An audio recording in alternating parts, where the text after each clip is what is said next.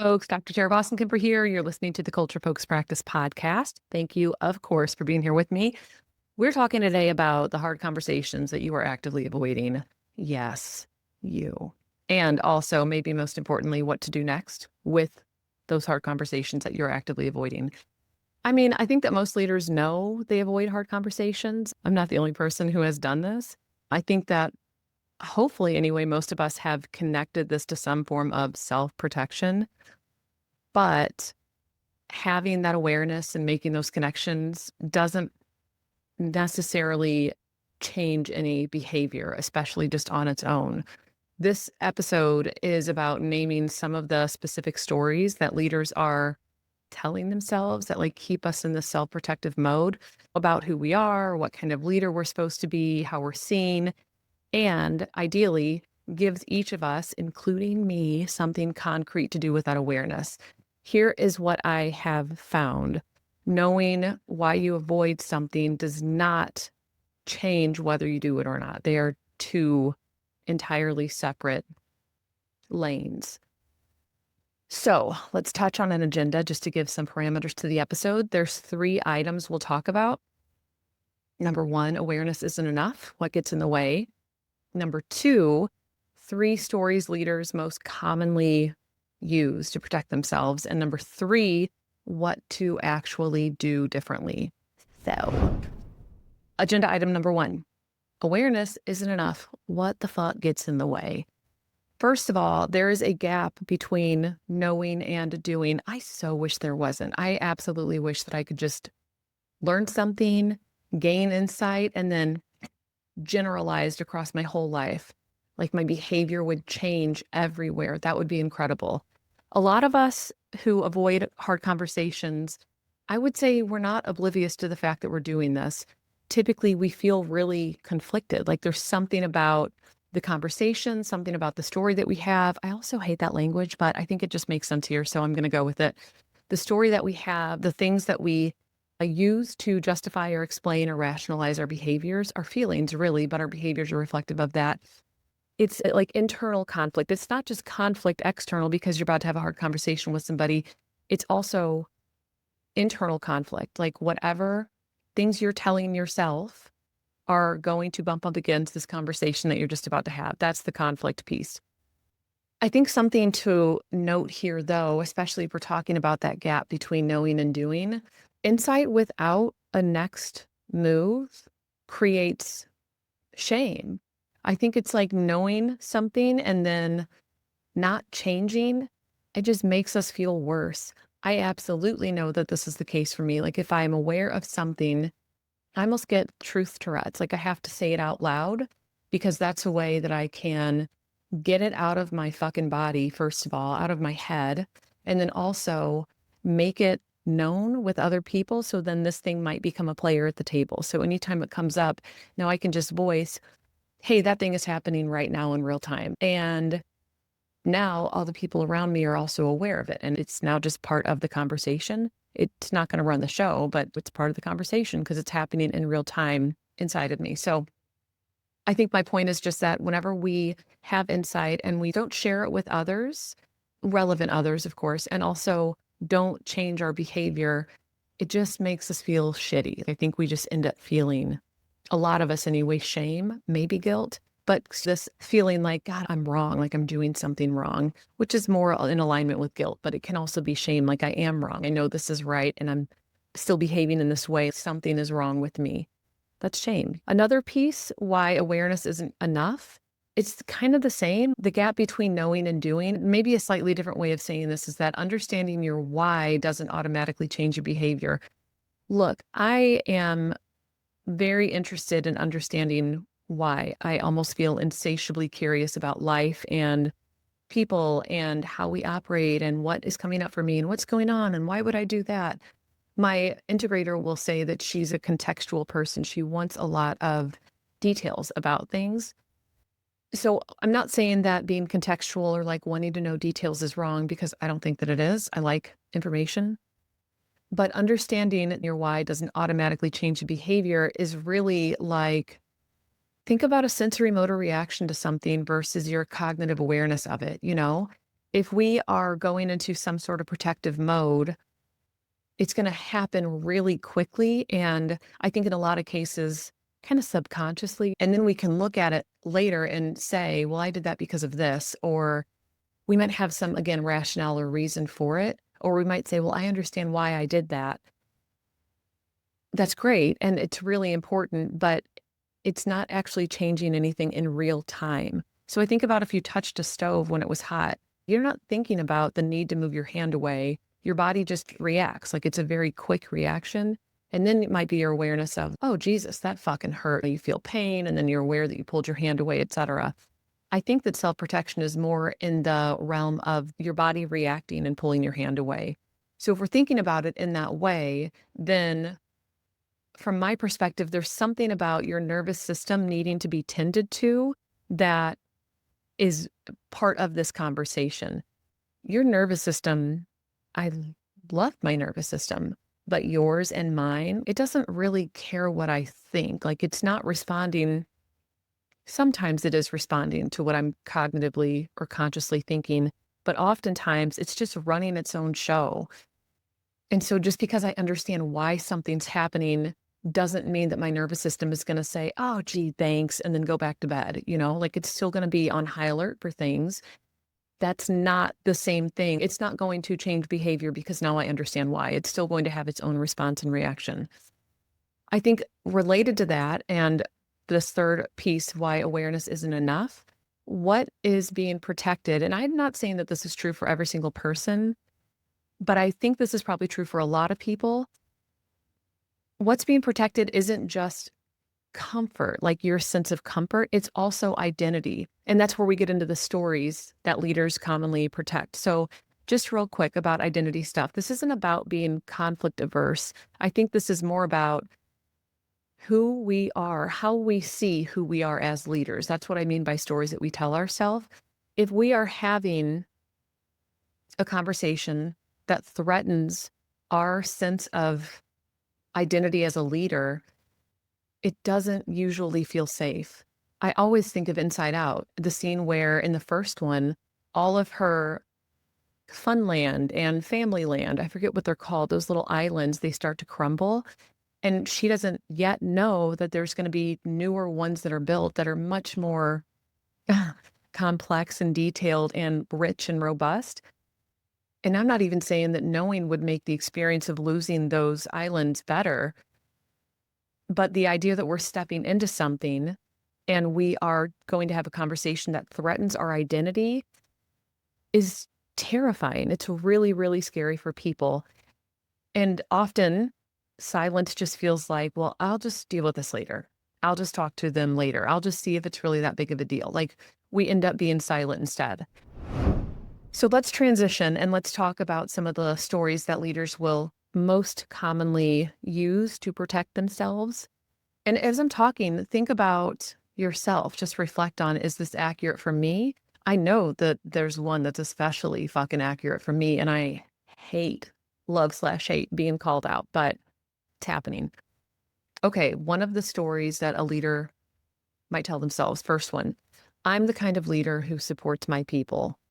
Being the kind of leader who supports your people sounds lovely. It sounds wonderful. It sounds like you are just really interested in making sure your folks are supported, feel cared for. I love this. If you have that as the main sort of central island in your leadership identity, then anytime you go to have a hard conversation, there is a high possibility that it feels like evidence that you are hard to work for or demanding or unsupportive.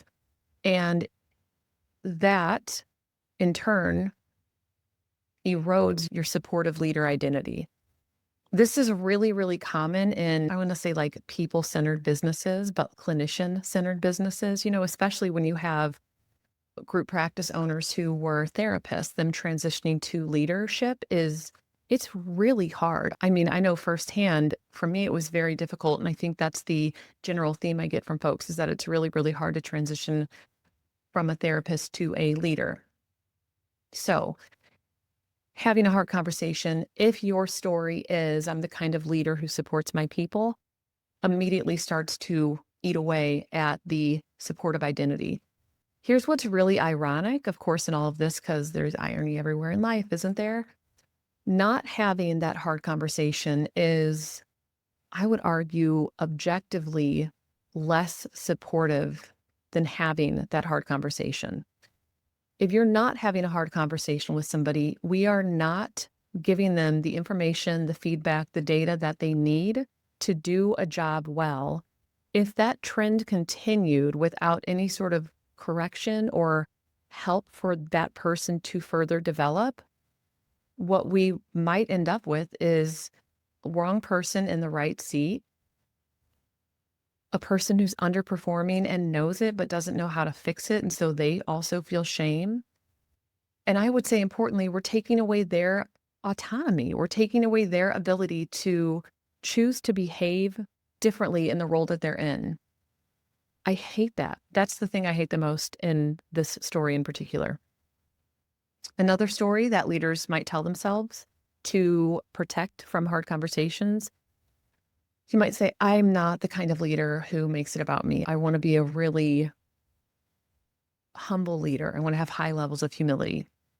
Cool. So I think that being low ego is really important because there's a lot of people who are smarter than you, me, and I say you generally, myself included in that mix, And there's also people on your team who are going to do things much better than you do. Thank God for that. And there's also things that you're wrong about that you might currently think that you're right about, areas that you need to grow into that you're not really aware of yet. I mean, this list could go on and on. So it's cool that we are low ego, but what might happen is that people who have this belief or this story are going to feel like raising an issue is almost like self-indulgent, like you're centering yourself over the person, so to speak. So it might be something where you are thinking that your silence is low ego and humility when really it's just avoiding a conversation that's going to be hard to have. And you know as well as I do that being a leader out of practice means that we have to be really fucking frank about things. We have to talk openly and honestly with especially our leadership team about, God, really, really hard things. Not doing that screws everybody over in the practice, at the group, at the business, including you, but also including everybody else involved. So saying, I don't want to make it about me, cool, I get that. And also the extreme end of that is acting like avoiding a hard conversation is humility when it's not. Third thing, oh, this one's hard because this is abso-fucking-lutely what I do. Story, you might tell yourself, I don't know that I'm reading this right. I feel fuzzy. I feel unsure. I don't feel like I have enough information. I feel so fucking called out right now at myself. I'm like seriously struggling. Not for real. It's kind of like delicious struggle. It's like, yeah, I mean, I need this. I need to talk out loud. I know other people deal with this too. Doubt is basically a protection strategy. And if you feel uncertain about something, you don't have to act because you're not certain yet. Lovely, right? It's lovely how that works. This one really, I would say, shows up the most when the issue involves a high performer or someone that you especially like, someone who's been around for a while, someone who has a lot of sway with the rest of the group or has a really just big presence in the practice, at the group. It might also show up when you have somebody in a role that you can't fill if they're not there. And so there could be some protection around, I don't know if I'm reading this right. I'm not an expert in this area. And also, if I bring this up and they leave, I don't have anybody to take that spot. We had a billing specialist, this is years ago, and initially I loved her. I really, really strongly like people who tend to be covert narcissists. It just happens. We all have our niche, okay? That's the one I fill. And so I know this about myself now, but like back then I had no idea. And so I'm much more careful. If I'm really drawn to somebody right away, I usually also treat that as almost like its own, like, red flag, but I'm digressing. Okay. Had a billing specialist years ago, And I adored her when she started. I just thought she was the bee's knees. And then it kind of turned into this like cloudy, sort of foggy. I don't really know what she's doing. I don't really know why. I'm not really sure about this. I started to just question some of what was happening. I mean, people were being billed, the system was running, but I would get a lot of like, she's talking to me and coming across like she's really, really busy, but I'm not really seeing anything get done beyond what's kind of expected. And then I would say kind of more than one sloppy mistake, like somebody rushing through would make the mistake rather than somebody paying attention to what they were doing. That's what I mean by sloppy. They kind of started to show up. And so it was this really weird situation, or maybe just a situation like, I'm not sure if I'm reading this right. I felt like I couldn't address it with her. Like I didn't feel like I could go to her and say, I think we have a problem because I wasn't sure what the problem was. And this also kind of speaks to, I don't think we were even using EOS at the time. So no EOS, no seats with clear responsibilities or roles, no scorecard, none of that stuff. Maybe some metrics, but like not really. So I think what's really like ironic in all of this is like, sure, had our systems been cleaner, we could have brought it up with her sooner. I could have asked her sooner and like keyed in on specific metrics or variables. Not having that, instead, my standard for her just like quietly and slowly shifted over time until at some point, you reach this threshold where you're like, wait, this is not right. Like it's very clear that something's not right. That was after this gradual shift in standards occurred over time, though. I think the irony in this is that if it was somebody that you trusted less or maybe didn't like, you would address it much faster. You might just say, what's up? I don't think this is working. I don't know about you all, but I feel like I can be pretty candid, period. But I feel more candid and maybe more direct with people that I don't know super well because there's not really, we're here to talk business, there's not this relationship there as well. So guilty as charged is maybe what I'm trying to say. Just to recap the three stories, I'm the kind of leader who supports my people. I'm not the kind of leader who makes it about me. I don't want to be that type of person. And my favorite, because I'm the most guilty of it, I don't know if I'm reading this right. I'm not sure if I'm getting it. I don't know if I have the full picture, any sort of variation of that. So let's shift from talking about awareness not being enough, talking about the stories, and let's get to what to actually do differently. There's just three key things I want to talk about here. One is name the story before the conversation occurs. So this is where awareness is helpful. If you are aware of the sort of story that you tell yourself and the sort of thing that you know about yourself, stay in tune with it. Just name it. It's probably happening way more often than you give it credit for, if that's the right language there. It's happening consistently. You don't need to resolve it necessarily, not in that moment. You just have to fucking name it. See it clearly. I would say try to see it clearly in advance of even stepping into a conversation, and then just set it aside. Just name it before it happens, right? Pay attention to, let's name the story before it actually comes up in the conversation. Number two, another thing you can do, this one is honestly, I don't know if I would say the hardest, but I think probably the most important piece in all of this. Separate your identity from the outcome of the conversation. Oh, much easier said than done. Just because you're having a hard conversation, it can just be a hard conversation. It doesn't need to mean anything about you as a leader, them as an employee, them as a person, your character, your strengths, your fault. Like, it doesn't need to mean anything. It could be, we're just trying to talk about something in front of us. And I'm much more collaborative. I don't know about than most, but I tend to be very collaborative, especially in conversation. So I want their input too. Like we're talking about this thing together. And so then it becomes our hard conversation and not mine. It's just my hard conversation. It's us. We're doing this together. Think about the conversation as being almost an act of respect. Like it's a sign of acknowledging the person in front of you, being willing to sit in tension with them, talk about something that's difficult, and do it knowing that you're actively combating the story that you tell yourself or knowing that that's an active player at the table, so to speak. It's all a sign of respect. Like you're respecting the person. I think even more broadly speaking, you are respecting the group at large. You're respecting your business. I think another piece here from separating the identity from the outcome of the conversation, this is really, really hard for me to accept. The irony is that I accept my faults within myself. Like I know there's plenty of shit I'm not good at and I don't give a fuck. Like I don't want to do it, you know? But I think there's awareness of and acceptance of that sometimes there's hard conversations with people that you highly trust and that you maybe want in a seat and they don't have the unique ability or the strengths or the capacity to be in that seat, and they might not ever see it in the same way that you do. That is really wicked hard for me in particular, and I think maybe for a lot of people.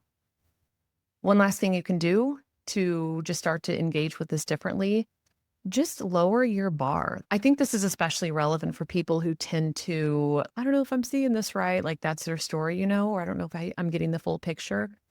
Lower the bar for what percentage of the picture you need to see. If you feel like, well, I need 90 before I'm really comfortable doing anything, maybe you just need 60 because it's just a marker for something going on.